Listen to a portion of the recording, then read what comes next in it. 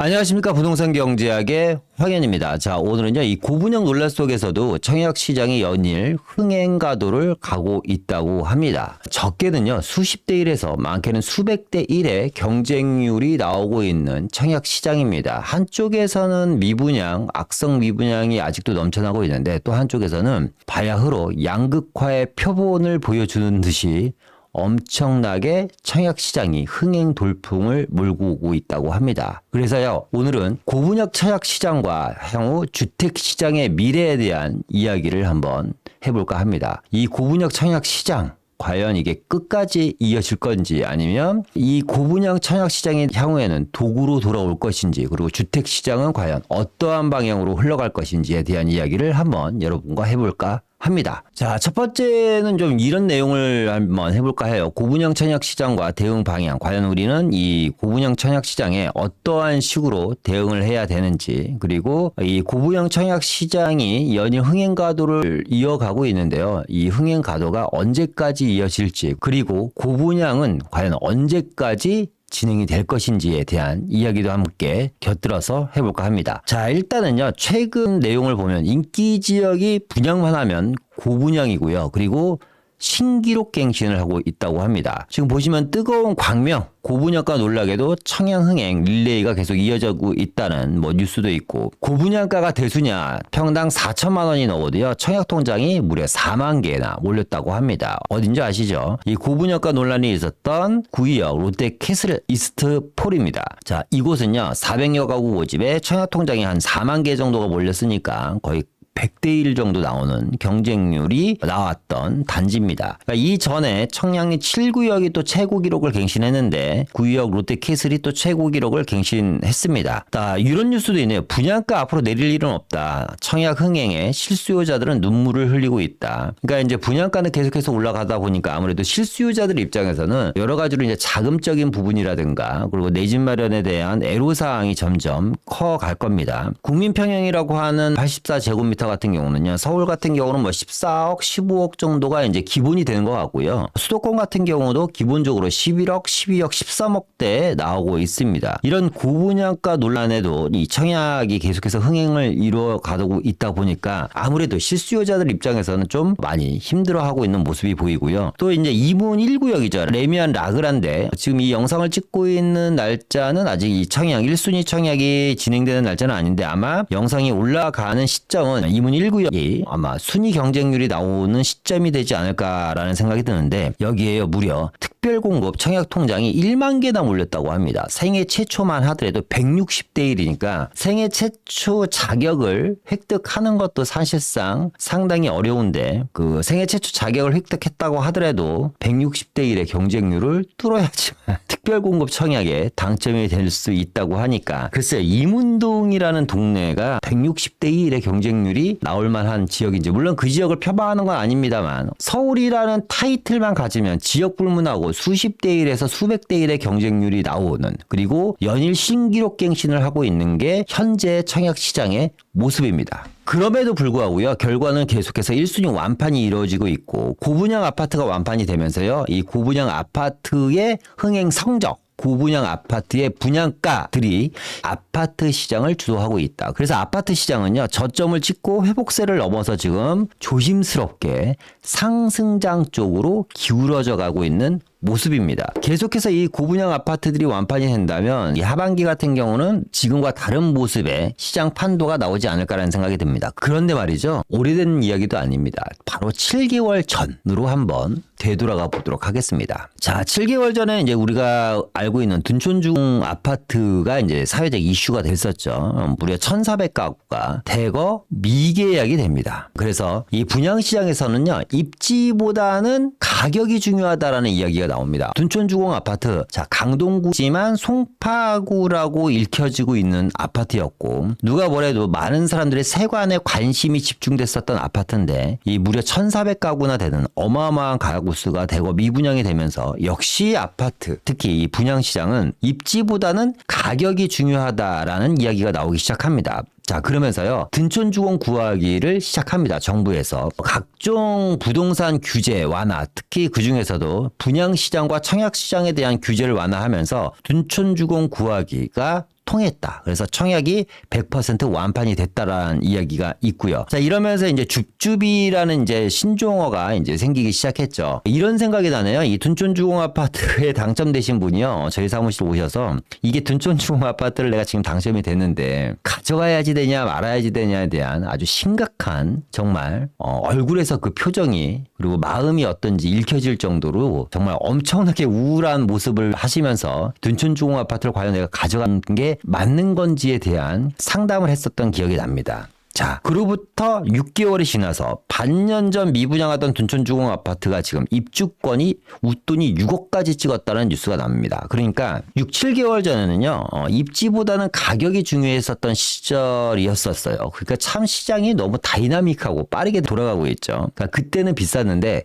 지금은 싸다라는 인식이 느껴집니다. 그러니까 불과 7개월 전만 해도요. 지금으로선 상상도 못했던 시장이었습니다. 그런데 어떻게 됐죠? 그러니까 일반 아파트 같은 경우는 급매들이 줄줄이 빠져나가기 시작하면서 이제 집주인들 같은 경우는 호가를 올리기 시작했고 분양 시장은요 얼마 전까지만 해도 미분양 공포에 휩싸여 있었는데 지금은 강북 기준으로 13억 14억씩 하는 이 고분양가 아파트들이 완판 행진을 하고 있는 게 현실입니다. 자, 그러면 이런 분양가 상승은 과연 왜 일어났는지 이 분양가 상승 원인을 한번 보니까요. 일단은 이런 거죠. 높은 가격에 매입한 토지, 그러니까 한창 분양시장이 좋을 때 건설사들이요. 일단 시장만 열면 완판이 되다 보니까 높은 가격에도 토지를 계속해서 매입을 했었습니다. 거기다가 세계적인 뭐 전쟁이라든가 각종 여러 가지 팬데믹 사태 등등으로 인해서 자재비가 이제 인상이 됐고요. 또 인건비가 인상이 되고 금리가 인상이 되면서 어떻게 보면 건설사 입장에서는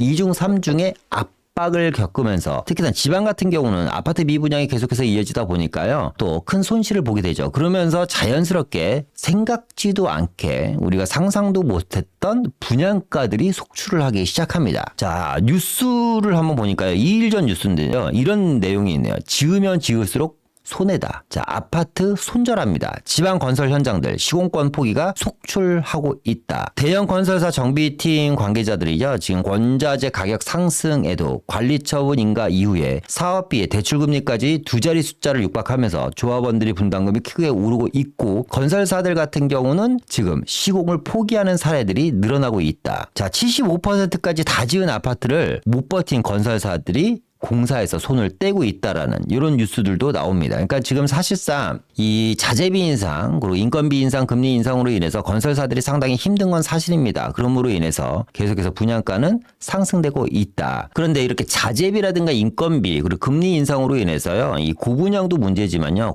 수요자들 입장에서는 미래가 점점 불투명해지고 있는 것도 사실입니다. 왜냐하면 이 고분양가와 더불어서요. 주택 공급 감소가 아주 빠르게 일어나고 있는 것이 현실입니다. 자재비 인상이 아니더라도요. 사실상 특히 서울 같은 경우는요. 앞으로 7, 8년 동안 공급이 사실상 공급 물량이 거의 전무한 게 사실입니다. 그런데 이 주택건설 업계에서는요. 이런 이야기가 나오고 있대요. 주택 사업을 줄여야지 산다. 주택 사업을 줄인다는 건 뭐냐면 아파트의 공급 가뭄이 곧 올 것을 우리가 대비를 해야지 된다는 겁니다. 지금 이런 계속해서 상황이 이어지면서요. 주택 공급이 감소할 수 있다라는 전망이 여기저기서 지금 나오고 있고요. 중요한 것은 이 주택 사업 원가 상승으로 인해서 주요 상장사들이 계속해서 실적 부진으로 이어지면서 주택 사업에서 점점 한 군데 두 군데씩 업체들이 손을 떼고 있다라는 것입니다.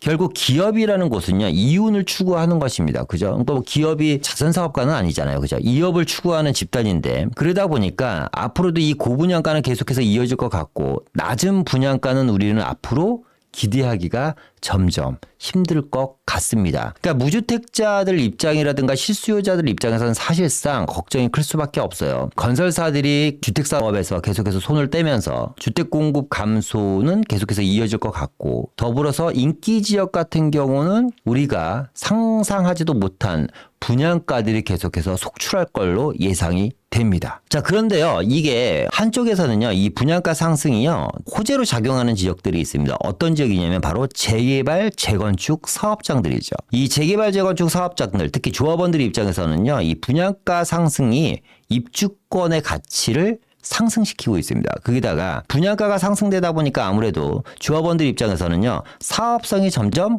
올라가고 있는 것도 사실이죠. 아파트 청약 시장에 대한 고분양 그로 인해서 완판 행진 수십 대 1에서 수백 대 1의 경쟁률이 쏟아지는 것은 결국에는 재개발 재건축의 입주권이라든가 조합원 지위를 갖고 계신 분들의 몸값을 또 같이 동반적으로 상승시키는 원동력이 되고 있다라는 겁니다. 그러니까 서울시 같은 경우는 지금 오세훈 서울시장이 야심차게 준비하고 있는 모아타운이라든가 신속토마 그리고 역세권 재개발 사업 등이 있잖아요. 그렇죠? 그중에서 인기가 있는 아주 핵심 지역들 뭐 한강변 지역이라든가 마용성이라든가 뭐 동작구 같은 지역들이라든가 특히 요즘 이슈가 되고 있는 고도제한 완화로 인해서 크게 주목받고 있는 뭐 남산 주변 같은 이런 지역들 같은 경우는 재개발 시장이라든가 아니면 재개발 예정지 아니면 지금 현재 동의서를 갖고 있는 지역들의 몸값이 하루하루 다르게 계속해서 몸집이 커지고 있다. 몸집이 커진다는 건 뭐예요? 투자금이 계속해서 늘어나고 있다라는 거죠. 역시 마찬가지입니다. 얼마 전 빌라 시장만 하더라도요. 뭐 깡통 전세라든가 여러 가지 전세 시장의 악재로 인해서 빌라 시장이 초토화되는 듯해 보였습니다만 이 고분양가로 인한 분양가 상승 그리고 이제 재개발 시장들의 약진으로 인해서 서울시에서 그래도 인기가 있는 꽤 인기 지역에 있는 특히 중심지를 기준으로 하는 이 재개발 시장의 다세대 주택들 같은 경우는 연일 몸값이 오르고 있는 것이 현실이죠. 어쨌거나 중요한 건 뭐냐면 이 분양가 상승은 재개발 재건축 시장에는 호재로 작용하고 있고 입주권의 가치가 올라가면서 사업성이 증가되고 있다라는 것이 또 하나의 관전 포인트가 될 것으로 보입니다. 자, 우리가 이런 이야기를 한번 해볼까 합니다. 자, 그러면 이 고분양 청약을 받는 게 좋은 것인지 아니면 상급지의 구축을 사는 것이 좋은 것인지에 대한 이야기를 한번 해볼까 합니다. 여러분들 같으면 어떻게 생각하실 건지 한번 답변을 한번 해보셨으면 좋겠어요. 예를 들어서 이런 겁니다. 뭐 강북 지역에 뭐 13억이나 14억, 15억 정도의 분양하는 아파트가 있다고 가정을 한번 해보겠습니다. 강북 지역에. 그런데 보니까 그기보다 상급지인 송파에 있는 한양 2차 아파트가 지금 보니까 국평 기준 84제곱미터 기준으로요. 약 15억에서 16억 정도면 지금 거래가 가능합니다. 이 아파트는 아시겠지만 송파구 안에서도요. 인기가 있는 아파트고 또 재건축 단지죠. 향후에 재건축에 대한 기대 심리가 상당히 높은 아파트입니다. 자, 그러면 여러분들 입장에서는 과연 어떤 선택을 하실 건가요? 강북의 입지가 좋은 곳에 용산을 제외한 강북을 말씀드리는 겁니다. 강북의 입지가 좋은 곳에 약 14억에서 15억 정도 되는 새 아파트를 분양을 받을 것인지 아니면 상급지에 있는 송파에 있는 재건축 아파트를 그 정도 금액에 살 수 있다면 과연 투자를 할 것인지 여러분들은 어떠한 결정을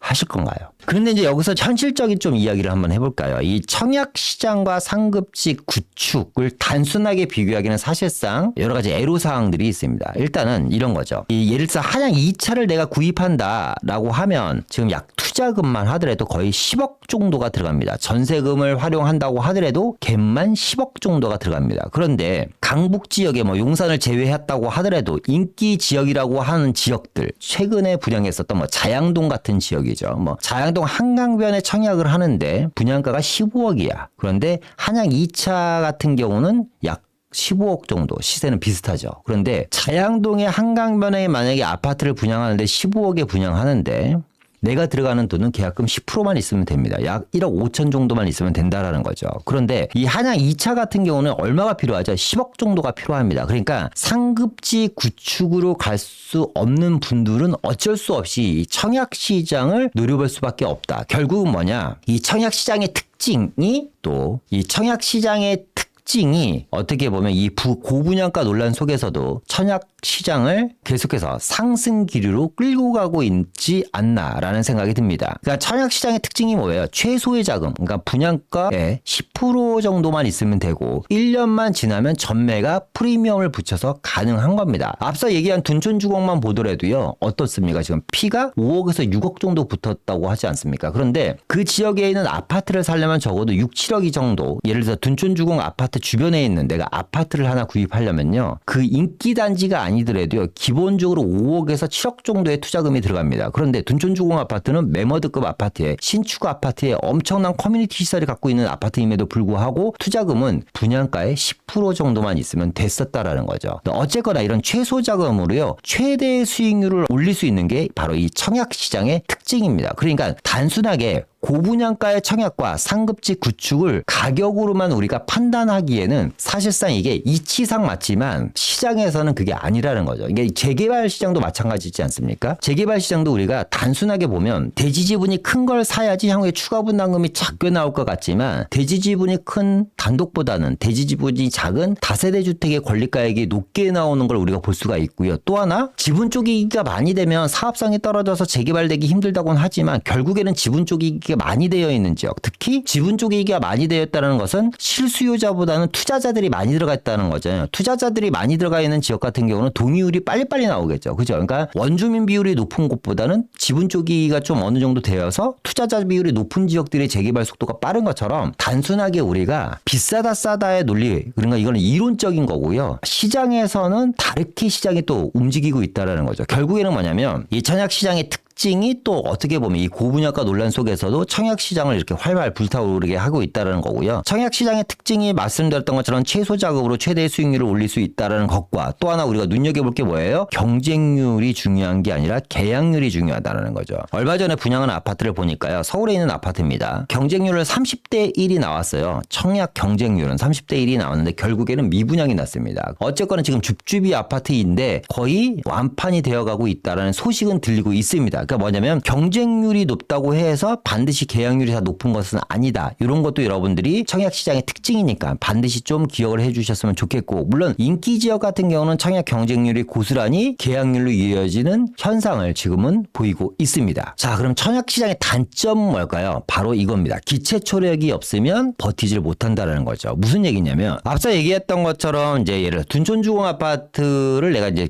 투자를 했어요. 이유는 뭐냐면 정부에서 갑자기 1년만 있으면 전매가 가능하대요. 그러니까 나는 그걸 잔금 칠 여력은 없어요. 그러니까 계약금 정도만 걸고 지금 피가 5, 6억 정도 붙었다고 하니까 다행히 그죠? 중간에 팔 목적으로 둔촌주공 아파트를 계약을 했습니다. 그런데 단점이 뭐예요? 기초 체력이 없으면 버티질 못한다라는 게 단점이라고 그랬잖아요. 만약에 내가 예측한 대로 안 될 경우 내가 감당할 수 있는가를 여러분들이 생각해야지 된다는 거죠. 기초 체력이 없다는 건 뭐냐면 유동성이 떨어진다는 겁니다. 현금 유동성이 없으면 버티질 못한다라는 거죠. 지금은 청약 시장이 고분양 시장이고 불장이지만 만약에 이 청약 시장에 들어오신 분들 중에 현재 청약 시장에 들어오신 분들이 거의 대부분 1년 전매 기간이 돼서 매도를 생각하시는 분들이 많다면 가뜩이나 청약 가격도 비싼데 그다 프리미엄까지 얹힌다고 하면 후속으로 그거를 받아들일 사람이 과연 몇 명이나 될 거냐는 것도 우리가 한번 생각해 볼 필요는 있다라는 거죠. 그죠? 그러면 어떻게 보면 안전마진이 거의 없는 상태에서 실수요자들이 프리미엄을 받고 사는 겁니다. 그죠? 자, 그렇게 됐을 경우 내가 생각한 것처럼 현금화나 유동성이 안 될 수도 있고 그렇게 되면 온전히 잔금을 치러야 되는 상황까지 닥칠 수 있다라는 거죠. 그렇기 때문에 이 기초 체력이 없으면 버티지 못한다는 걸 여러분들이 명심하셨으면 좋겠고 기억하셨으면 좋겠습니다. 그래서 이 청약 시장 내가 만약에 소액으로 단타를 목적으로 청약 시장에 들어가시는 분들은 자칫 잘못하면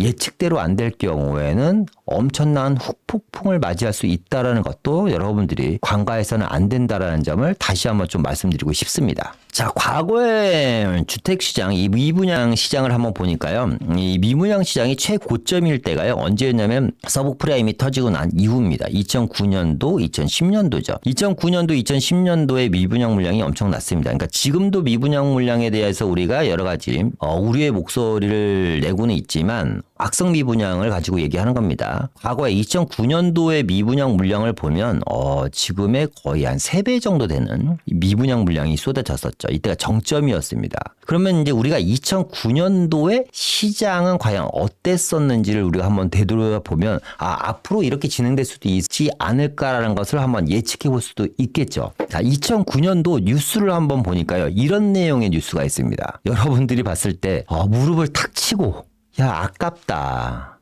내가 2009년도에 저거 안 하고 뭐 했을까? 이렇게 생각하는 분들이 계실 만한 뉴스입니다.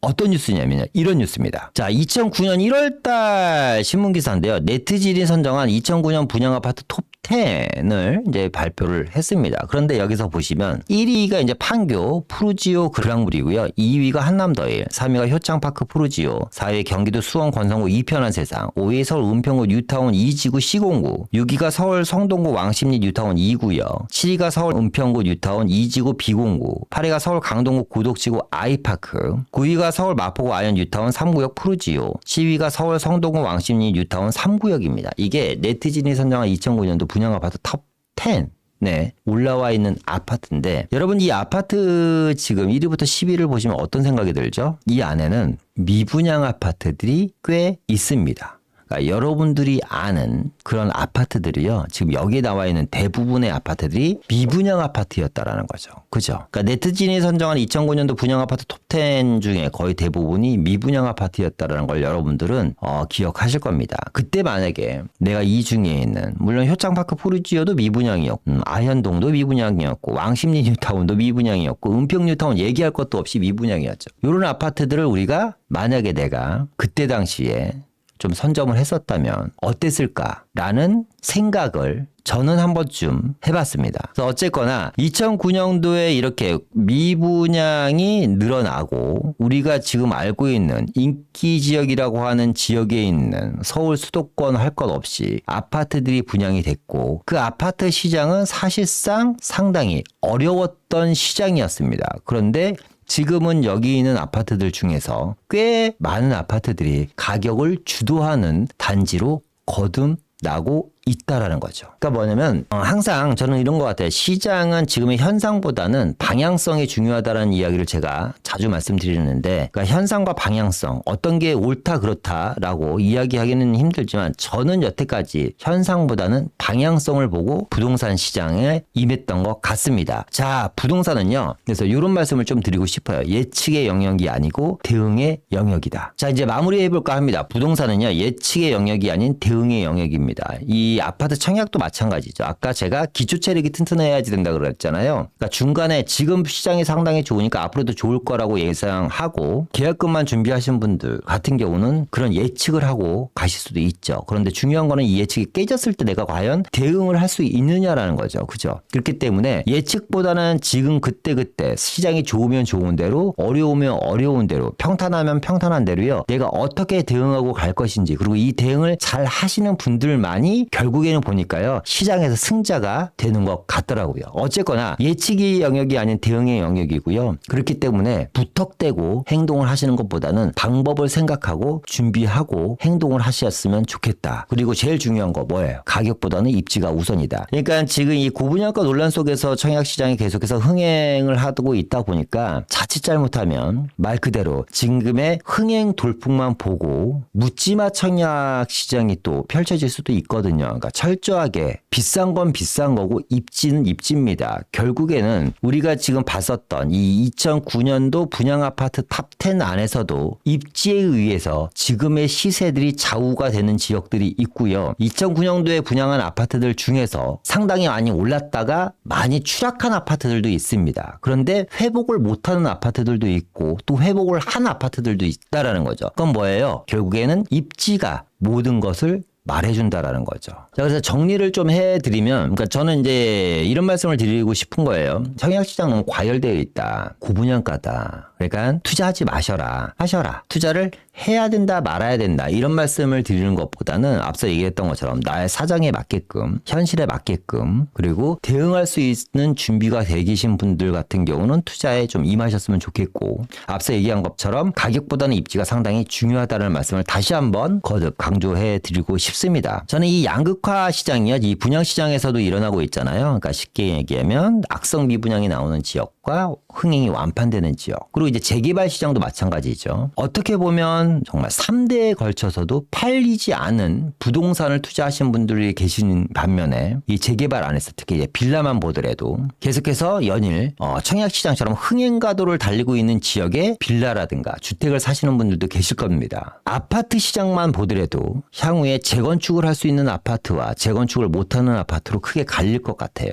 새 아파트와 그렇지 않은 아파트는요 입지에 따라서 크게 좌지우지 되지 않을까라는 생각이 듭니다. 이 새 아파트 아파트 같은 경우는 특히나 어떻게 보면 입지가 좋은 지역 같은 경우는 가격에 대한 천정이 무너져 버릴 수도 있다는 거죠. 무너진다는 표현이요, 가격이 하락한다라는 표현을 말씀을 드리는 게 아니고 천정을 뚫고, 그러니까 새로운 천정이 계속해서 생길 수도 있다는 겁니다. 그러니까 천정을 뚫고 가격대가 형성될 수 있는 게 우리가 얘기하는 누구나 살고 싶어하는 좋은 입지의 새 아파트들은 가격을 만들어 나가면서 시장이 진행되지 않을까라는 생각이 듭니다. 그래서 오늘은요, 이 고분양가 논란 속에서도 우리가 이 청약시장에서 어떻게 대응해야 될지, 그리고 이 고분양가가 재개발 재건축엔 또 어떤 영향을 미치는지, 또 앞으로 시장 전반적으로는 어떻게 흘러갈 건지에 대한 이야기를 좀 간략하게 좀 알아보는 시간을 가졌고요. 자, 오늘 내용이 좋으셨다면요, 좋아요와 구독 눌러주시길 바라고, 저희가 매주 목요일과 토요일 날 또 부동산 세미나를 진행하고 있습니다. 이 세미나에 오시면요, 이 청약시장에 대한 또 이야기, 또 앞으로 유망 지역에 대한 청약 이야기와 함께 또 투자에 대한 이야기, 내 집 마련에 대한 이야기, 또 재개발과 재건축에 대한 이야기도 빼놓을 수 없겠죠. 그런 이야기들 여러분들한테 부자가 되는 지름길을 선사해 드리려고 합니다. 매주 목요일 토요일 1시부터 저희가 세미나를 진행하니까요, 관심 있으신 분들은 이제 아래쪽에 나오는 전화번호로 전화 주시면 감사할 것 같습니다. 오늘 내용이요 좋으셨다면 좋아요와 구독 눌러주시고요, 다음에 더 좋은 영상으로 찾아뵙도록 하겠습니다. 감사합니다. 안녕하세요. 부동산경제학TV의 황현입니다. 더 많은 부동산 정보와 매주 수요일에 하는 더 라이브를 놓치고 싶지 않으시다면 오른쪽에 구독 버튼을 눌러주시면 고맙겠습니다. 항상 황현의 부동산 경제학TV를 시청해 주셔서 고맙습니다.